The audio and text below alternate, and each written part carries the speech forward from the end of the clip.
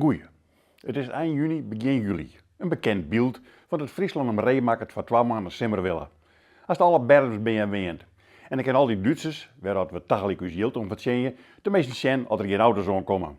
Ik heb trouwens ook al jongen dat ze in een oors aan het hekkelen wienen. Maar die boer had misschien even wat in de betiezing geweest. Of hij denkt dat de simmer al haast voorbij is, nooit wel weekend in haast 30 graden zitten.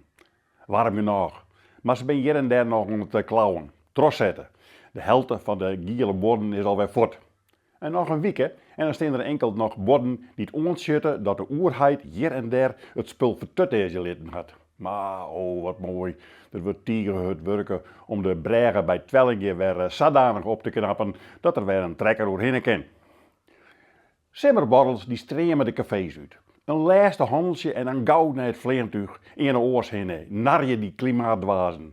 Net overal heen, want een land waar dat geen drones of bommen meer vallen, dat is min te vinden. Maar die reisbureaus die weten het wel te regelen. Want nee, de corona is het eigen land wel besjoen. Boppen dat, 3 weken Turkije is ik goedkoper als 1 week Skilge. Squaldiplomas bij Utrecht. Musicals van de grote squallige en de band die binnen opviert. Nog een paar weken, kninsjedagen en dan ben ze vrij. Maar als ze dan lekker lessen gaan willen, dan kan dat net, want dan leidt het onderwijzend personeel al.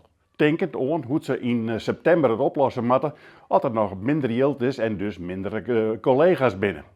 Ze lezen jonkende ziekenhuiszusters die te ex-liek somber binnen. En oh jee, daar leidt ik de hele culturele verraad. En verder lezen er ook die provinciale politici, die na een ieder neerdwang nog zorgen hebben dat na aanleiding van het interviewtje met een deputaire.